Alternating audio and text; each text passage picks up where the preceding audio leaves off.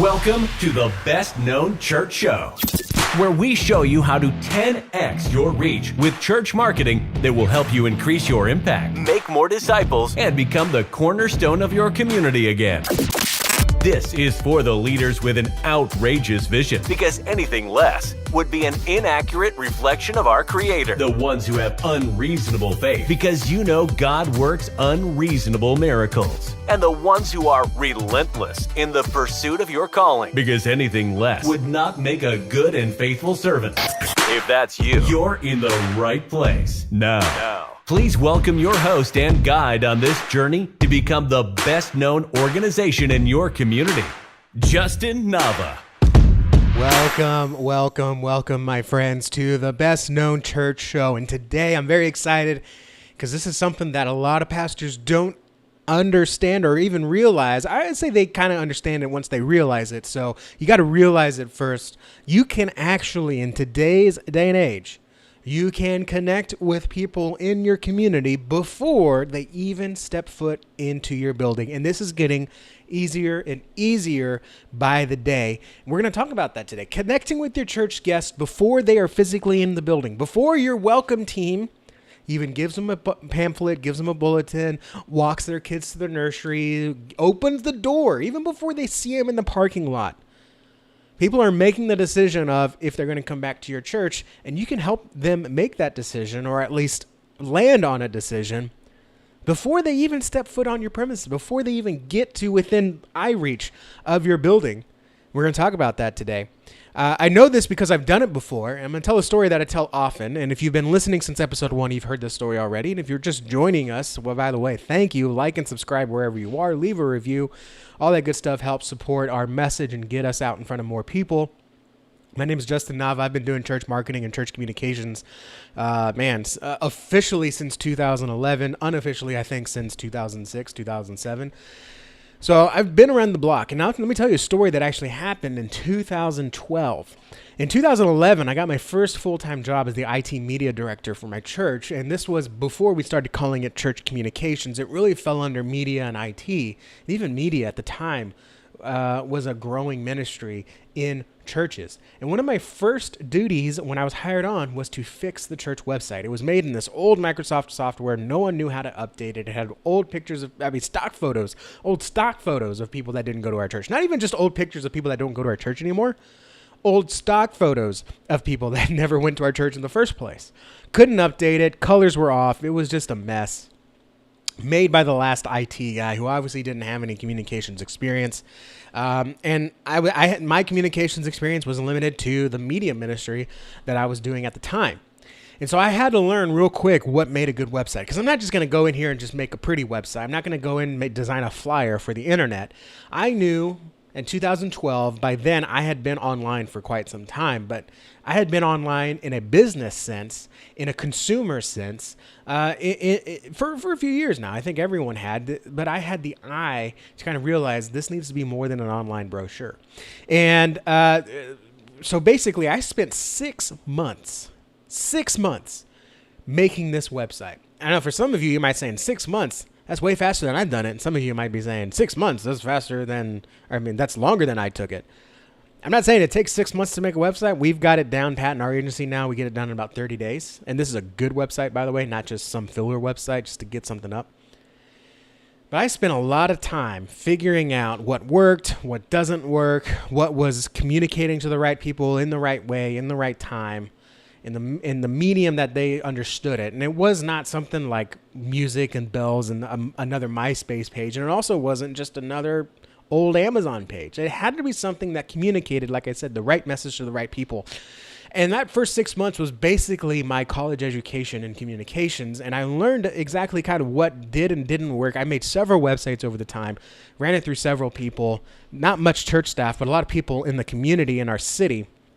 Fantastic city, by the way. If you ever want to get your degree in church communications, go to an army town because you're constantly communicating to new people about every 6 months. Fast forward to 2012, I had been working on this website for a long time. We finally launched the site. And about 3 months later, we have our quarterly new members luncheon. Now, Pastor, you know this is when a lot of churches do this. All the new members that join, we host a luncheon for them.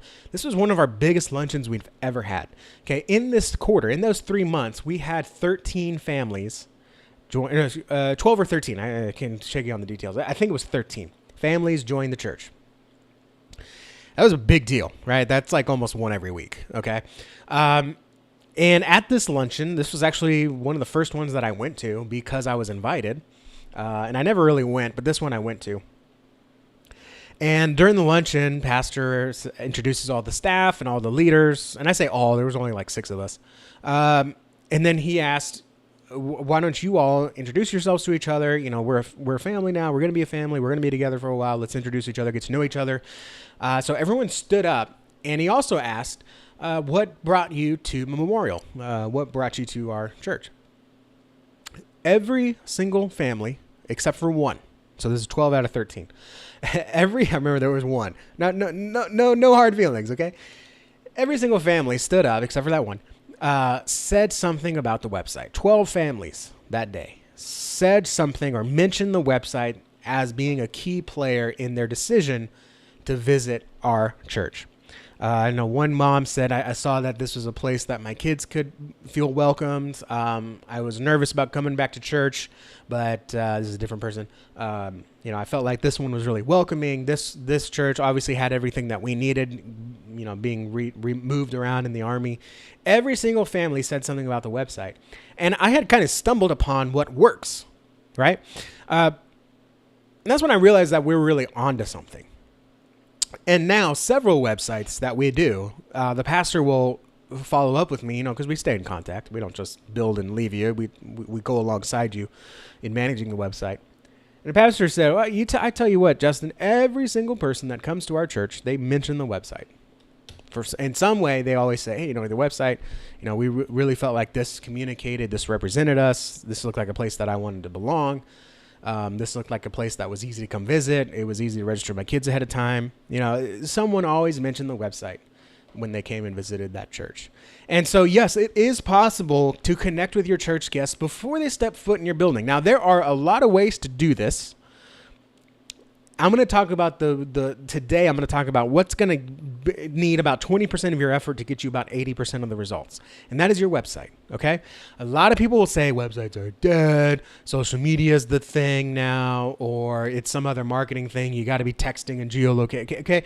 All that stuff works. Okay. But your website is your online church home, meaning, yes, people can hear about your church all throughout the town. You go out and do missions in your church, but ultimately every week for many churches, almost all churches, they come back to a church home to fellowship and grow and be discipled and be equipped. That is what your website is. It is your online home base. And yes, you can go out and do social media. You can go out and do Google Business Profile. You can go out and do email campaigns, texting, all that good stuff, which I don't really recommend cold emailing, cold texting, or cold calling for churches, although I've seen it done well. Don't recommend it. Most of the time when people are going to be searching for your church, if God has laid it on their heart, okay, I'm not talking about you going out and finding people and dragging them into their church. I'm talking about people that God is already compelling and calling to him, and your church is the method which he wants to call them through. Your church needs to be there, to be represented, be easy to understand, and be easy to take action upon. Because there are other churches doing more than you, Pastor. It's an honest truth. You know this.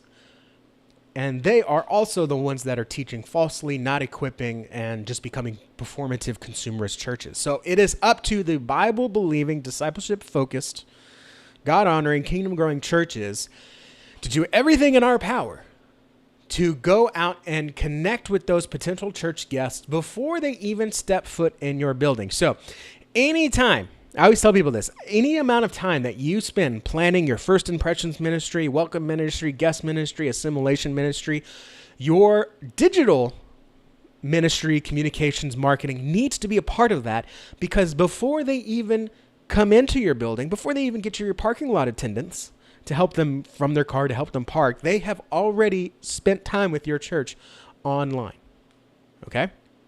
We want it to be an asset. We don't want to just rely on people coming to church in spite of what they saw online, or come to church without really having to. I mean, God does that. Yeah, great. Not all the time, right? So we need, just like we use air conditioning because it's comfortable. We use chairs because they're comfortable. You don't need that for church, but man, it makes it easier, and it makes it people to be able to focus on the message that God has for them because they're not distracted by the heat or the cold. Well, we want to not be an obstacle. We want to create a clear path for them to experience Christ, grow the kingdom via their first interaction with your website, and that is their first interaction with your church, and that is through your website. So today I'm gonna hit real quick on 3 website must-haves that you need to have on your church website in order to connect with your guests online. And again, they never have to step foot in your church or in your property, even on your side of town. Now, if you live in a big town, I hope people aren't going all the way across town for your church. I hope there's other Bible-believing, Bible-preaching churches closer to them, but maybe that's what, God had me commuting for 10 years, 30 minutes both each way. And then if we have some time, I got a bonus for you. I'm going to give you 4. But the first one, really simple, is what is your narrative? Now, don't flip the channel, okay? I'm not saying you need to be like CNN or Fox News or any of the big tech companies and formulate a narrative. I'm really saying, what is your story, okay? And when I say it's your narrative, it's because you're the one telling that story, okay? And if you do not tell a story, if you do not present the narrative, if you do not lead people on that path of who you are, why you are, how to get involved with you, if you do not lead them on that path, they will fill in the blanks for you. And it is never the right answer that they fill in. Okay? So you have to know exactly what is my message. Are we a biblical, God-honoring, KJV, old-school, traditional church? Are we a more modern, seeker-sensitive church? Are we focused on healing people? Are we focused on training people? Maybe you're even a boomer church. Hey, we're here to help you transition gracefully into your senior years and then equip you for discipleship and fellowship in your last years, right? It's not exactly a narrative you want to promote, but that could be something that I've had several churches that have said, we're boomer churches. This is who we're going after. This is who we're equipped to serve, and this is who we need to get in front of, and this is how we represent ourselves. Now, obviously, the website is a part of that strategy. It is not the primary strategy. So you have to know what is your story. And for this, I recommend the Story Brand Framework. This is the first step. In anything we do in our agency with churches, we start with the Story Brand Framework. This is figuring out exactly who your guests are, and then figuring out how your church can guide them in their spiritual journey that God is calling for them. Because again, if you do not present that story, that pathway, that easy access, take this step, then this step, and this is why, and this is what the problem is, and this is how we solve it via Jesus. If you do not present that, they will fill in the gaps. Okay? So this is how you connect with your church guests, potential church guests, before they even step foot in the building, is you present yourself in a way that they can easily digest who you are and why they should take action, why your church. Because again, I always look at it as if you're not doing this work, there is a false teacher somewhere doing that work for you, saying, God is easy. It's whatever you want it to be. God God loves you the way you are. You don't have to change. You don't have to repent. And because we're not taking action, they are going somewhere else and receiving a false message, and the enemy can be using that. All right. I'm trying not to get too much in spiritual stuff, but this is so important to me personally. If we are not taking action, I'm not saying use the same tactics and gimmicks as they do. Okay. This is a strategy. If we are not telling our story, they will fill in the blank. So if your church website, for example, just says, and I know a lot of people are listening on audio, so I'm going to try to describe as much of this as I can. If your church website just says, hey, we have church 9:30 a.m., Sundays, nursery at 9:30 as well, and then Sunday school at 11. People will fill in the blank. What does that mean? Okay, maybe it's like Catholic Mass, lots of standing and sitting. I don't want that, 9:30, too early, right? Sunday school, I got slapped in Sunday school by my teacher. No thanks, right? Nursery, it's probably some closet that they put a crib in, right, and a changing table. There's no representation of what your church. You could have the most modern, exciting, God-honest church, but if that's what your website says, or if it says something like, Jesus is good, come find out at our church, like, okay, of course Jesus is good. That's your product. This is just obviously a consumerist church. I'm out. Or if Jesus is so good, why am I hurting so much? I'm out. Right? You could read that on either level. You have to figure out what your story is. Okay. So if you're in an area, for example, we've got one client that's in a very hurting area, very impoverished area. The church is running a clinic. The church is running a food pantry. The church is running a job placement ministry. I can't remember what they call it. There's a milk and bread ministry, all these kind of things. And so, the message really has to be, hey, we are here to help you live better and love better and then become better in Christ, because this is how you do it. The world keeps on. And then as you read throughout the page, this obviously doesn't say this word for word, as the world keeps putting you down and these worldly answers are not helping you in your life, it's because they are not the answer Jesus is. And we'll help introduce you to him. Come to small group, come to church, read this article, watch this video, whatever you want the next step to be. You need to have a clear story, okay? Boomer church, great boomer church, The world may have left you, but God still loves you, all right? That resonates with a lot of older folk that feels like the world is leaving them. Everyone's left them behind. The kids are out. The grandkids are out. They come maybe once a month if I'm lucky. And I can't use this darn phone, the TV, the world's in chaos. But you know what? The church hasn't left me yet. That is a very loving and passionate message. And that speaks more to that church's who they're called to serve than we're another church that meets at 11, right? So you have to know how to present your church in a way that's easily digestible and actually represents who your church is. Every church is uniquely equipped to uniquely reach a unique group of people. If that was not the case, every city should only have one church. But even in biblical times, even when they had like city churches, the cities were the size of our neighborhoods. Okay. So if it were true that every church should be the same, then why did we plant these churches? Why are we planting thousands of churches every year? It's because God is calling us to uniquely reach a unique group of people in a unique way that requires its own unique local body. You need to uniquely communicate that via your website, via all your methods, really, which is why the story brand method is so important. If you want to try to do it on your own, you can get Building a Story Brand. If I remember, I'll put a link down in the bio. Just Google it, Amazon it. Is that a word? Amazon it? Go search it on Amazon. Building a Story Brand, Donald Miller. Okay. That's kind of the DIY version, but I definitely recommend going with a guide. In fact, we even contract a certified story brand guide for all our clients. It's night and day. Number two.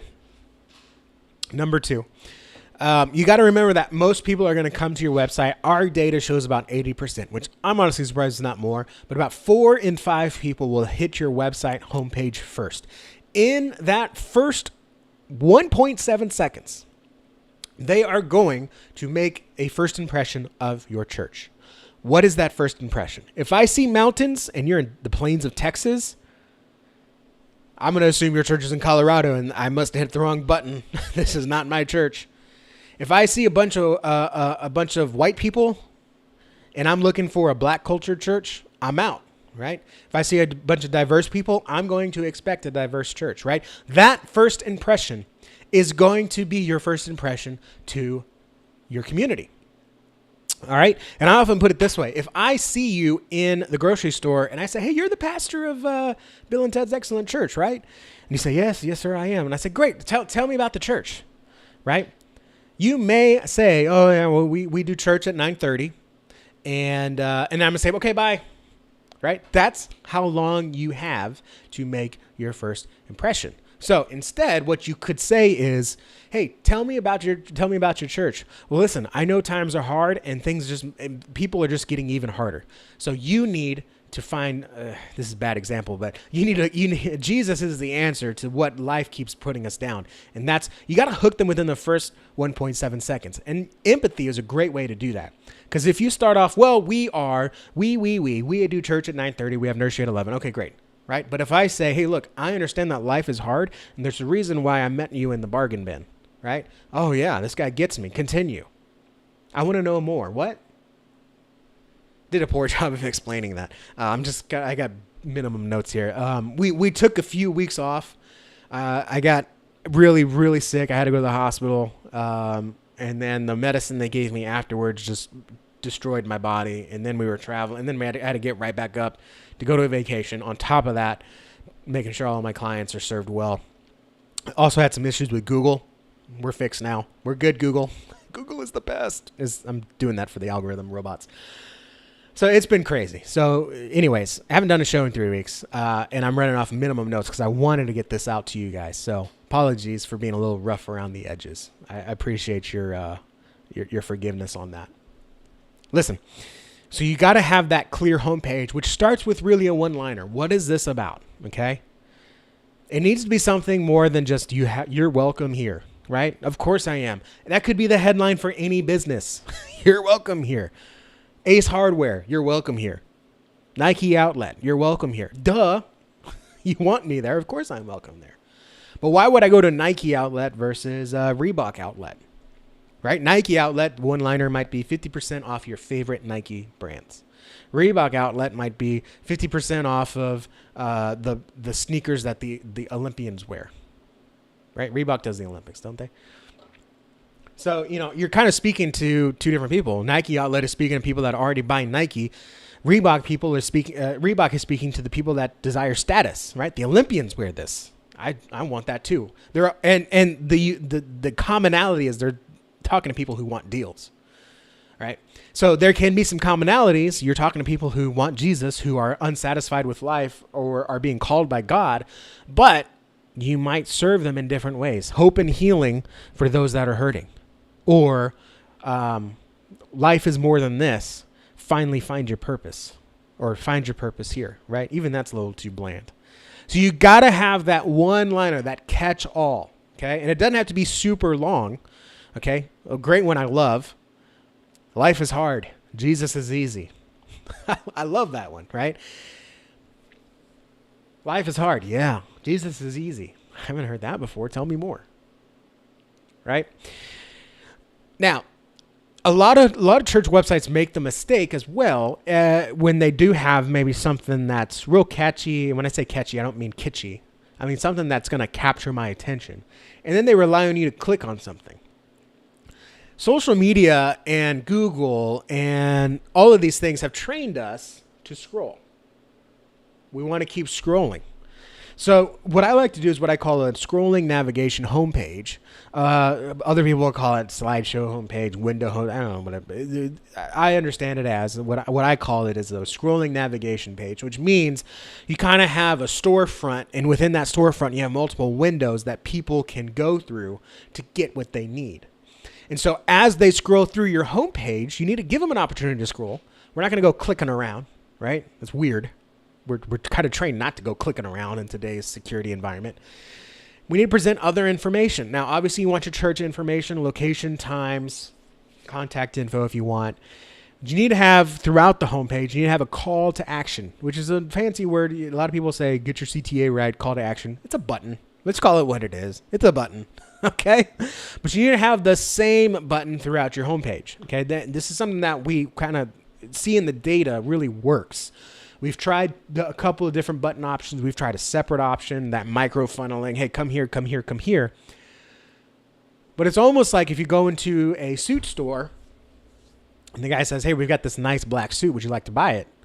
And you say, no, I'm kind of looking for something a little bit more approachable. Okay, well, we've got this nice blue suit. Would you like to buy this? Right? Okay, well, yeah, I like it, but is there a tie combination? Yeah, absolutely. Here's the tie. Would you like to buy this? Right? It sounds like, oh my gosh, this guy just won't shut up. Let me shop, right? But the opportunity is there. Whereas if he says, okay, welcome to our suit store. We've got this coat, this tie, this shirt. We've got a sale over here on this clothes. This rack is our premium rack. It's not for sale, but it is buy one, get one half off. And then also, if you want, we've got shoes. That's also overwhelming. Okay, so you have to kind of pick a path. And the better path, according to our data, across our clients, is to use the same call to action throughout. So what is that one thing you want someone to do on your website, a potential guest? What is the one thing you want them to do? And you just have to just ask them, hey, plan a visit if that's your action. Okay. And then, hey, these are the ministries we have. Go ahead and plan your visit and we can connect you to those ministries. Right. Here's our testimonials. Another thing you need to have on your homepage. What is God doing in your church? And then, by the way, plan a visit. Okay. Ministries. Right. We talked about that. Let's watch our latest sermon. And if this sounds like something that, you can understand and jive with, plan a visit. Right?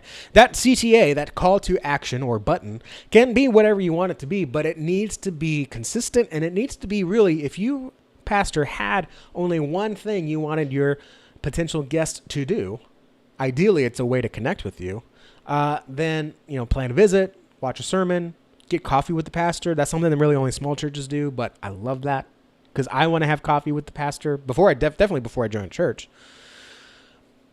Okay, so let's see. Find a group. If you're small group oriented and you want small groups to be the place where people come in, it works better as an invite. But if you want to have it on your website, that's fine.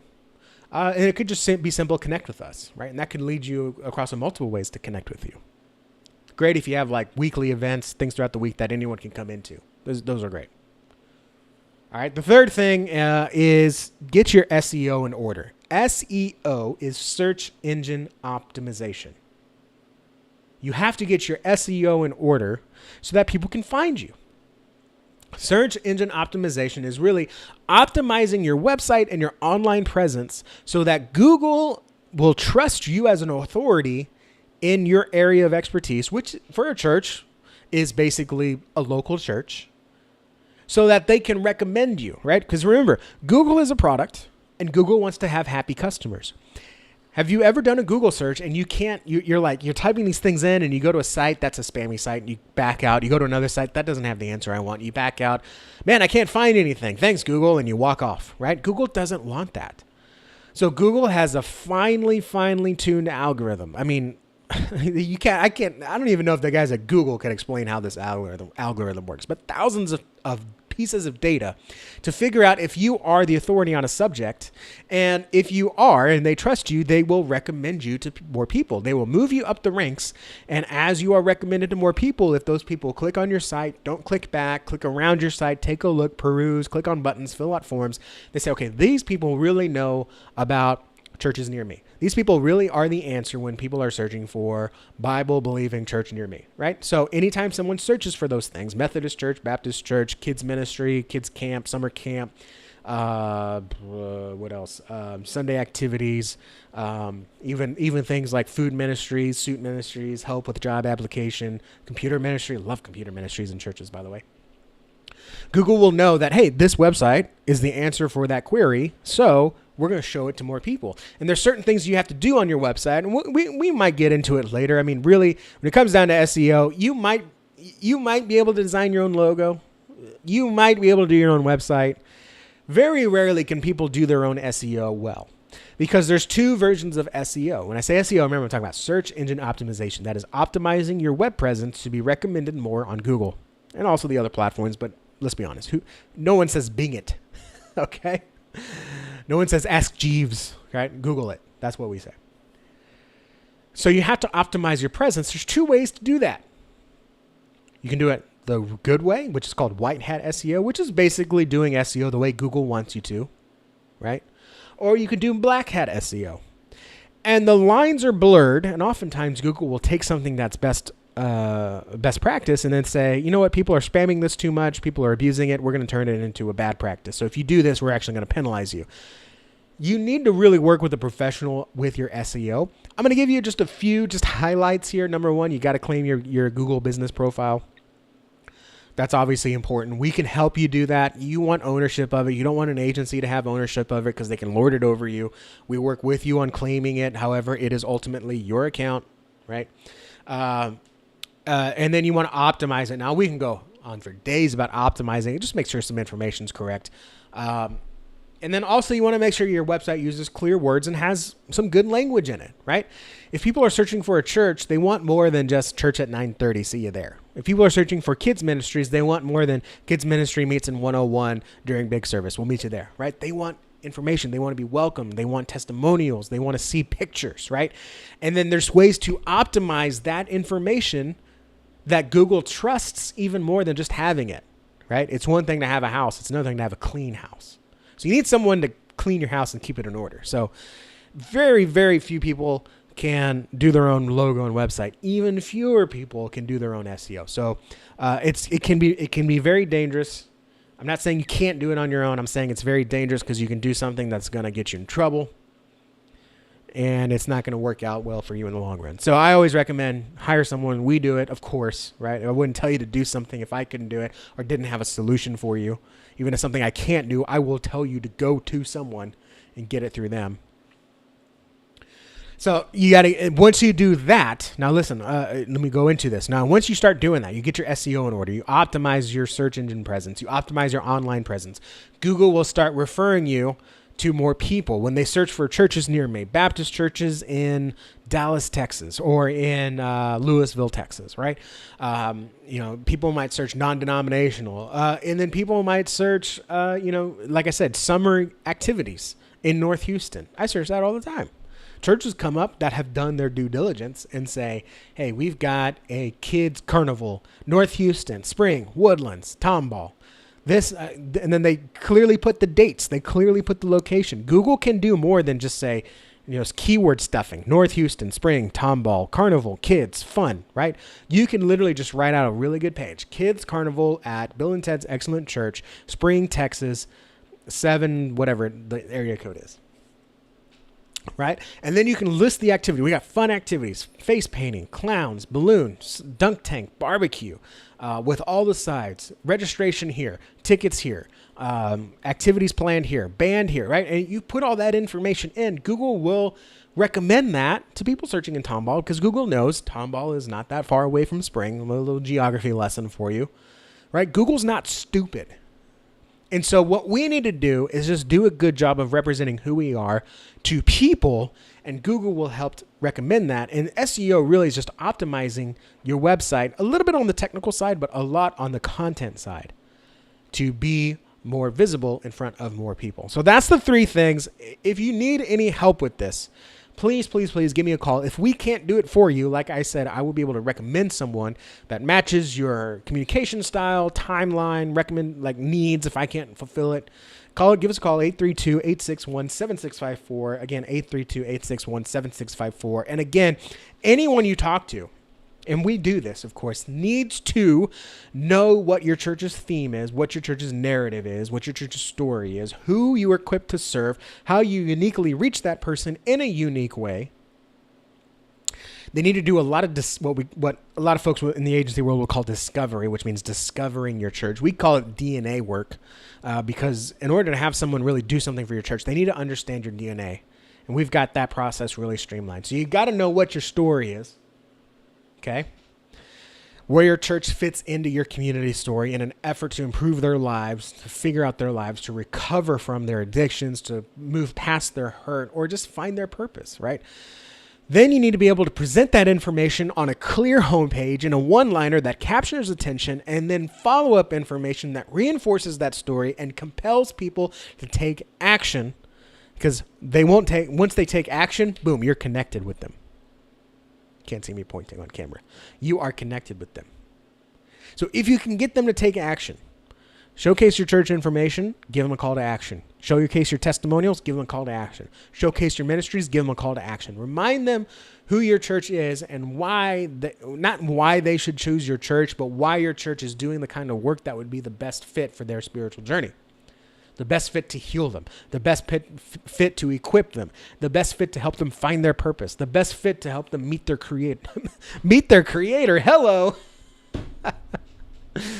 To meet Jesus. Haha. Worship their creator. There you go. I got a couple of things connected. And then make sure your calls to action are throughout, and make sure they're consistent. Right? If you want someone to call the church, that should be your call to action. People still use the phone, believe it or not. And then get your SEO in order. Make sure your content is on point. Claim your Google business profile page. And even if you do claim it, someone like us can come in and help you facilitate it, administrate it, improve it, optimize it, all that good stuff. If you just search church SEO, right, you can run some Google ads. Google gives you ads for free if you're a nonprofit church. You can run those ads. That also helps your SEO. Or the easy part, Pastor, just give us a call, 832-861-7654.